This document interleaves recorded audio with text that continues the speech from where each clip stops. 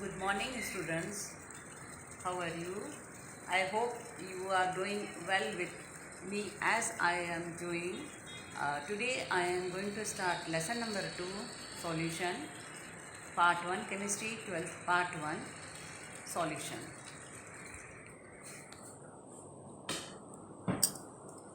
Students,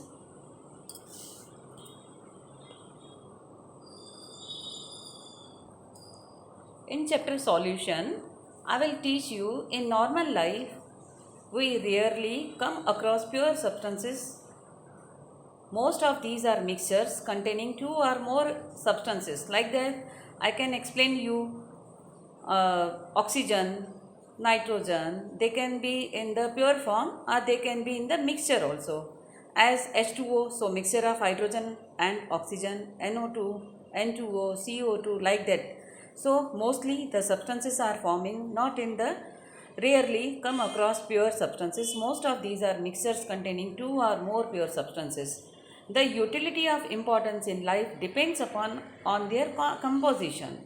For example, I can explain you that the properties of brass, that is the mixture of copper and zinc, are quite different from those of German silver, mixture of copper, zinc and nickel, or bronze, mixture of copper and tin. So the properties of brass, so the properties of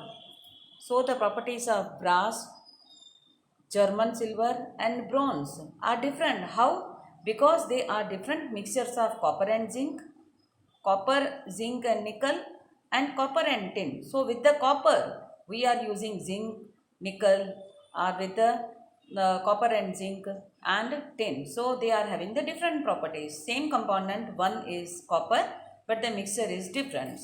Okay, I can explain you another example. See, in second example, you can see, you are knowing that fluoride is used in toothpaste and all. So 1 ppm of fluoride ions in water prevents tooth decay. Okay, parts per million. ppm means parts per million. But if the parts per million is 1.5, causes the tooth to become mottled. Mottled matlab means you can get the spots. So again, if the higher concentration of fluoride ions in parts per million in ppm is, then it can be poisonous. So if the low concentration, so it is good for tooth decay, but if the ppms are going to increase, then that is not good. For example, I can say you sodium fluoride. So sodium fluoride is used in bread for poison. So if the high concentration of fluoride ions used, they can be toxic. Third example, I can explain you in injections. Intravenous injections are always dissolved in water containing salts at particular ionic concentration that match with blood plasma concentration and so on. So injections concentration is equivalent to the our blood plasma. Okay, so concentration disturbance is not there. So in these examples I want to show you that in this unit we will consider mostly liquid solutions and their formations. This will be followed by studying the properties of solution, like which properties, like vapor pressure and colligative properties.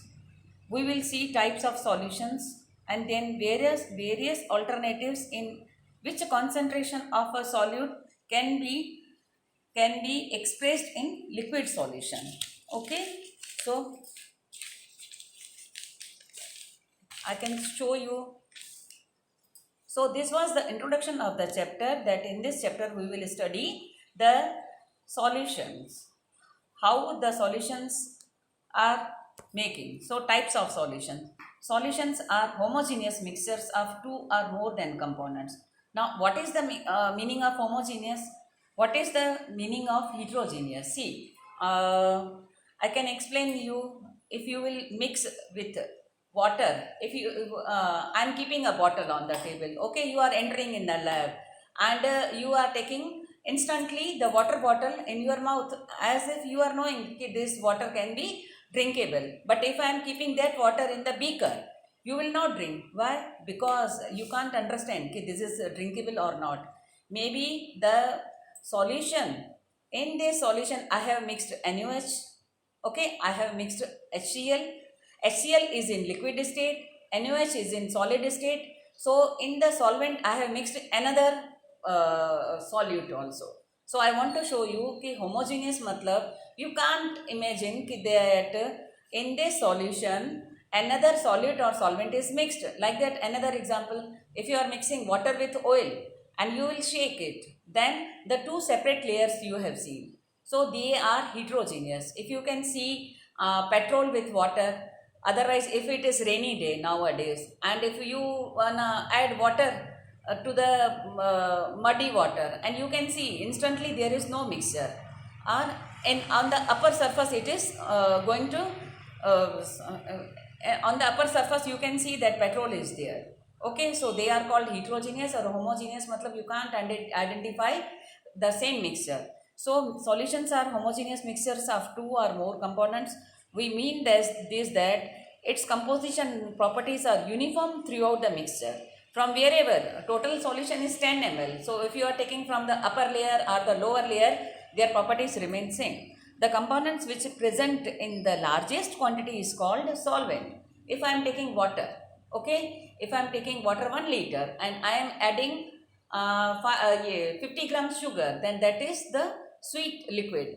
But I added in largest quantity water, so that is called the solvent. I added in the lower concentration, so that is called the sugar, that is called the solute.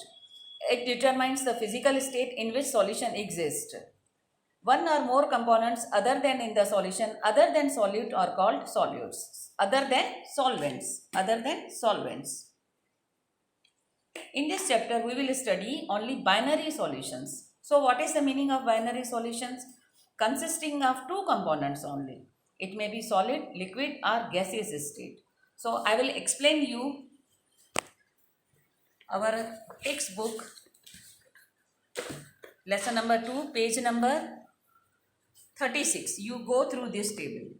Okay. So consisting of two components only. Means if I am taking sugar water, salt water, then water and sugar, water and salt. If I am giving you, as if I am giving you in titrations, okay.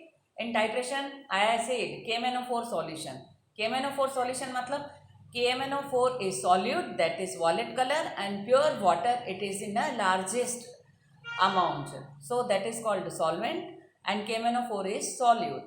Like that, I have given you ferrous sulfate solution. So ferrous sulfate was in particular grams, and that was water was taken in liters. So the largest portion was of water. So water is solvent and FeSO4 is called a solute. Like that we can see the different. I show you types of solutions. How many types of solutions? Gaseous solutions, liquid solutions and solid solutions. Where you can see the solute. In gaseous solution, gas. First example I am taking gas. So solute and solvent both are gas. The example you can say, you see that mixture of oxygen and nitrogen. First example, see, mixture of two gases, maybe C, carbon and oxygen, maybe hydrogen and oxygen, okay, oxygen and nitrogen, NO2 gas. Second, gaseous solutions. If your solution is liquid, your solute is gas, then you can see chloroform mixed with nitrogen gas. Chloroform is liquid, so you can see the solvent is here gas, that is nitrogen, and solute is liquid, that is called chloroform mixed with nitrogen. Another example, solute, if solute is solvent is gas. So if I am saying gaseous solutions, means solute is solvent, solvent is gas. Camphor in nitrogen gas. Camphor, Kapoor, you are knowing. Kapoor is in solid state, and in that we are going to mix with nitrogen gas. So this is the mixture of gaseous solution. Like that, next one, liquid solutions. First one I am taking solute gas, and our, see, types of solutions. So solvent is liquid. So liquid solvent and gas is mixed.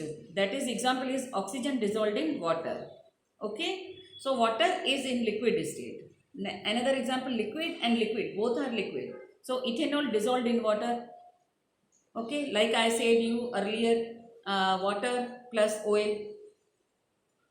Then solute is solid and your solvent is liquid.